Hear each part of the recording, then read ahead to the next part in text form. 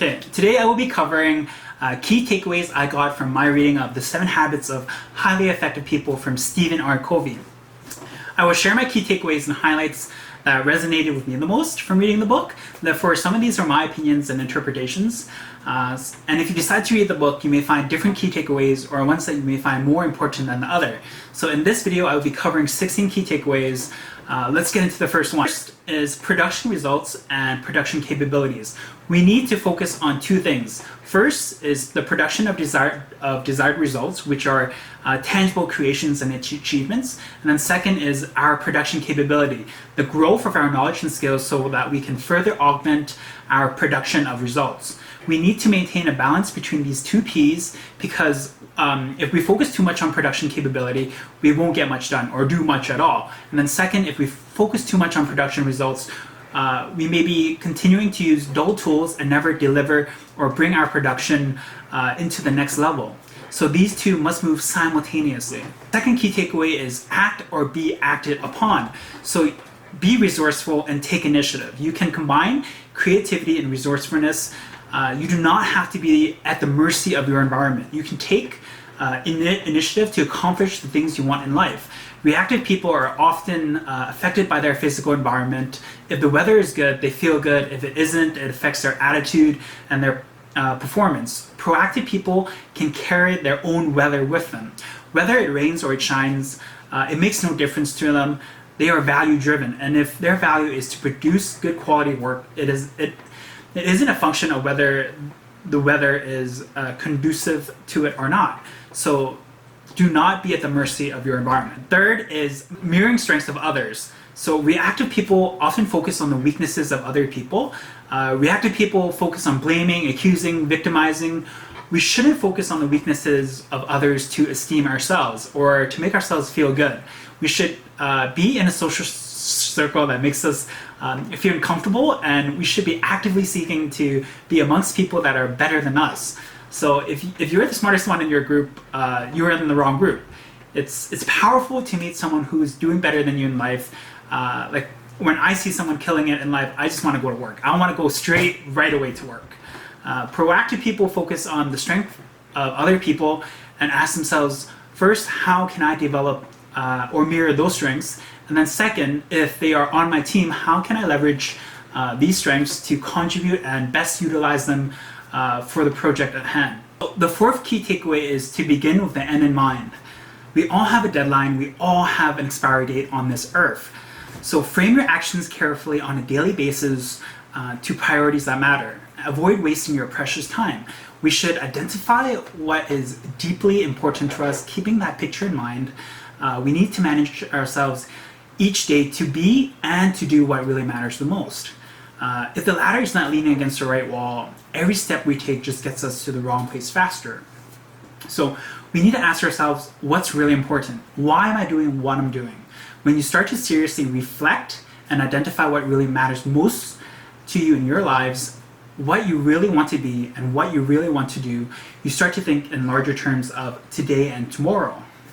So do what matters most and is meaningful to you. Avoid false preconceived perceptions of what you think is success. When you grow old and you realize you spent your entire life to achieve a title or position, to impress others, friends, families that will eventually die, and near the end of your life you realize you didn't make the most of what you wanted with your given and precious time on this earth, and that is absolutely horrific. Begin today with the image, picture or paradigm of the end of your life as your frame of reference by which everything else is examined. Each part of your life, today's behavior, tomorrow's behavior, next week's behavior, next month's behavior, can be examined by your actions and what really matters most to you. By keeping the end clearly in mind, you can make certain that whatever you do on a particular day does not violate what you have defined as supremely important, and that each day of your life contributes in a meaningful way to the vision that you have for your life as a whole. To begin with the end in mind means to start with a clear understanding of your destination. It means to know where you are going so that you have a better understanding of where you are now, and so that the steps you take are always in the right direction. It's incredibly easy to get caught up in the busyness of life, to work harder and harder and climbing the ladder of success, only to discover that it's been leaning against the wrong wall. It's possible to be busy, very busy, without achieving what you actually want in life. So people often find themselves achieving victories that are empty successes, that have come at the expense of things that suddenly realize were far more valuable to them near the end of their life. So people often chase this preconceived perception of what they think is success. Often it blinded them to things that really mattered the most, and now those things are gone. So your time on this earth is short. Know what you want to achieve and set out to achieve them. The principle can be applied to various things, including your career. If you want to become something or work somewhere specific, you can go to the company's website, look at the job description, and identify the qualifications required. And then now you have the end in mind and what's required for the job, you can begin developing on those key qualifications. The fifth key takeaway for me was center our lives on correct principles. So by centering our lives on correct principles, we create a solid foundation within ourselves that is unwavering. So principles don't react to anything. They don't get mad or treat us differently. They won't divorce or run away with our best friend. They aren't out to get us. So they don't depend on the behavior of others, the environment, or the current fad for their validity. So principles don't die. They aren't here one day or gone the next. They can't be destroyed by fire, earthquake, or theft. So our security comes from knowing that, unlike other centers based on people or things which are subject to frequent or immediate change, correct principles do not change. We can depend on them. We can be secure in the knowledge that principles are bigger than people and circumstances. So in dark times, in times of tribulation, we can rely on principles to overcome our adversities. Whether these principles are resilience or persistence, we have seen them triumph over and time again. So the personal power that comes from a principle-centered person is the power of self-awareness, resolve, confidence, unrestricted by attitudes, behaviors, and actions of others, or by many of the circumstances and environmental influences that limit other people. The sixth key takeaway is independence precedes interdependence. Private victory precedes public victory. Self-mastery and self-discipline are the foundation of good relationships with others. The most important ingredient we put into any relationship is not what we say or what we do, but what we are. So we need to be independent and happy with ourselves first. Whether it is an intimate relationship with a partner or with a job, these two things should complement each other. Like, you should complement the job and the job should complement you. Or vice versa with the partner complements your life and you complement your partner, and you're not dependent on one or the other. So for example, your economic security does not lie in your job. It lies in your power to produce, to think, to learn, to create, and to adapt. So that's true financial independence. It's not having wealth. It's having the ability to produce wealth. By having self-mastery of your skills, mentality, and behaviors, you're not tied to anyone, any job, or any location. Once you are independent and competent, interdependence becomes a choice. So interdependence is a choice only independent people can make. The seventh key takeaway is relationship and results. Relationships and results go hand in hand. Relationships are important because people can potentially be our colleagues, references, clients, and even an intimate partner. So a promise is a major deposit. Breaking one is a major withdrawal. Never make a promise you cannot keep. Make your promises very carefully.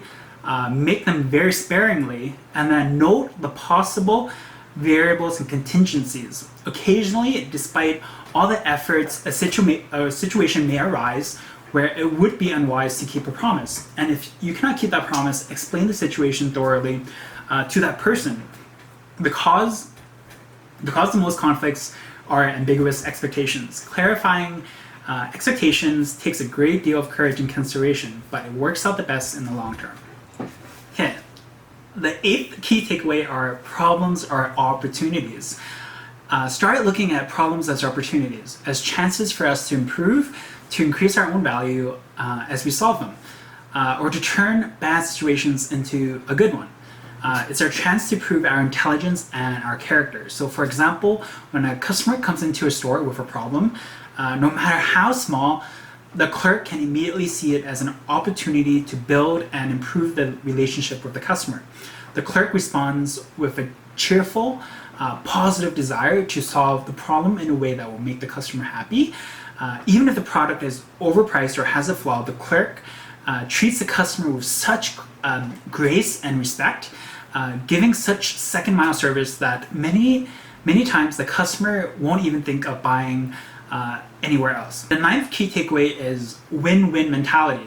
Win-win is a frame of mind and heart that constantly seeks mutual benefit in all interactions. Win-win means that agreements or solutions are mutually beneficial. So with win-win solutions, all parties feel good about the decision and feel committed to the action plan. Win-win sees life as cooperative rather than a conflictual arena. So most people tend to think in terms of win or lose, gain or loss, but that kind of thinking is fundamentally flawed. Win-win is based on the paradigm that there's plenty for everybody, that one person's success is not achieved at the expense or the exclusion of the success of others. So win-win is a belief in the third alternative. It's not your way or my way. There is a better way, a higher way. So next time you interact with someone, look at it in a way where you can both benefit. My 10th key takeaway was empathetic listening. When talking with someone, take time to understand not only the words that they are saying, but the feelings behind them. So rephrase the content and reflect your understanding. When we improve our listening skills, we can improve our personal relationships and business relationships. An effective salesperson first seeks to understand the needs, the concerns, the situation of the customer. They say the amateur salesman sells products while the professional sells solutions to the needs and problems. Seeking to understand someone is similar to the analogy of a good lawyer. A good lawyer almost writes the opposing attorney's case before he writes his own. Diagnose before you prescribe. So if you don't have the confidence in the diagnosis, you won't have confidence in the prescription. Even when people don't want to open up about their problems, you can be empathetic. You can sense their hearts, you can sense their hurt, and you can respond, you seem down today. They may say nothing, and that's all right. You've shown understanding and respect. So by seeking first to understand, you can turn a transactional opportunity into a transformational opportunity. And when I say transformational, I mean it can either create a new relationship or improve on a current existing one. The 11th key takeaway is Ethos, Pathos, and Logos. The early Greeks had a philosophy relating to speech and persuasion, which is embodied in three sequentially arranged words: Ethos, Pathos, and Logos. Ethos is your personal credibility, the faith people have in your integrity and competency. It's the trust that you inspire. Your referent power is power from respect, loyalty, and admiration of your audience or your team. Pathos is the empathetic side. It's the feelings. It's the appeal to the audience's emotion. It means that you are in alignment with the emotional thrust of another person's communication. And then Logos is the logic, the reasoning part of your presentation. So it's the facts and the figures that support your claim or thesis. Notice the sequence: Ethos, Pathos, Logos. First is your character, second is your relationships, and third is the logic of your presentation. So as the saying goes, people don't care how much you know until they know how much you care. Warmth often precedes competence. Impressions are led by warmth first and foremost. You have to show genuine interest and care for the receiver, and then it is followed by competence. So when you can put these two together, it's a powerful cornerstone of leadership. Your ability to persuade and lead others will improve when you first develop a strong, unwavering character. Second, value and foster positive relationships and goodwill. And then third, demonstrate your competence through technical knowledge and reasoning. My 12th key takeaway is caring for the physical dimension. The physical dimension involves caring effectively for our physical body, eating the right kinds of food, getting sufficient rest and relaxation, and exercising on a regular basis. Most of us think we don't have enough time to exercise, but that is a distorted paradigm. We don't have time not to. A minimum of 30 minutes a day, every other day, that hardly seems an inordinate amount of time considering the tremendous benefits in terms of impact on the long-term scale, such as preventing heart disease and leading a more energetic and productive lifestyle. Good exercise problem is one that you can do in your own home and one that will build your body in 3 areas: endurance, flexibility, and strength. So for me, for cardio endurance, I do skipping and boxing, and then second, flexibility, you can easily do stretching on the floor, and then for strength, third, you can use bodyweight exercises like push-ups, chin-ups, ab crunches, things like that. To increase your body's ability to do more things, you'll find your normal activities much more comfortable and pleasant. You'll find that you'll be more functional and productive. You have more afternoon energy, and that fatigue and tiredness that you felt in the past will be replaced by an energy and invigoration to see more, to do more, and to be more. 12 key takeaway for me was caring for the mental dimension. It is so valuable to read broadly and to expose yourself to great minds. Writing is another powerful way for you to sharpen your mental saw. It is so valuable to practice our tools of writing and speaking. Covey says, keeping a journal of our thoughts, experiences, insights, and learnings promotes mental clarity, exactness, and context. Writing good letters, communicating on the deeper level of our thoughts, feelings, and ideas rather than on the shallow, superficial level also affects our ability to think clearly, to reason accurately, and to be understood more effectively. The person who doesn't read is no better off than the person who can't read.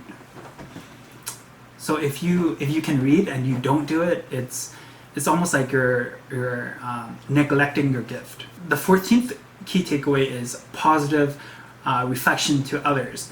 Realize that giving a positive reflection to others in no way diminishes us. It increases your value because it increases the opportunities for effective interaction, building trust and relationship. At some time in your life, you probably had someone believe in you when you didn't believe in yourself. Ask yourself, how did that make you feel? Did that make a difference in your life? What if you were a positive scripter, an affirmer of other people? Those you teach or help along the way will see you as a genuinely good person, and they will be, one, more inclined to support or invest in your cause in the future, and second, to be more helpful and supportive if you perhaps work together in the future. As the saying goes, treat a man as he is, and he will remain as he is. Treat a man as he can and should be, and he will become as he can and should be. My 15th key takeaway is integrity is the highest form of loyalty. Integrity is a higher value than loyalty, or better, but integrity is the highest form of loyalty. So integrity means being integrated or centered on principles, not on people, organizations, or even family. Covey says, when we prioritize being loyal to a person or group over doing what we feel to be right, we lose integrity.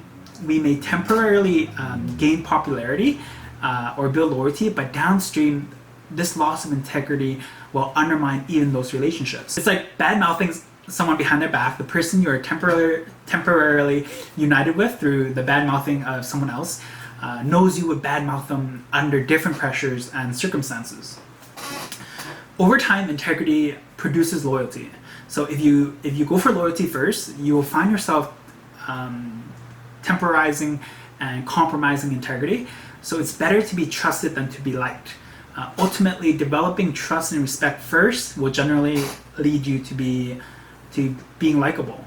Some of my favorite quotes from this book are, proactive people carry their own weather with them. Begin today with the image, picture, or paradigm of the end of your life as your frame of reference. The person who doesn't read is no better off than the person who can't read. And then most of us think we don't have enough time to exercise. We don't have time not to. So thank you again for watching, and if you guys enjoy this type of content, I do appreciate if you guys could give this video a like, a subscribe. If you guys like any of these key takeaways, I would love to hear you guys leave a comment in the comment section below on which key takeaway resonated with you most. So thanks again for watching, and I will catch you guys in the next video.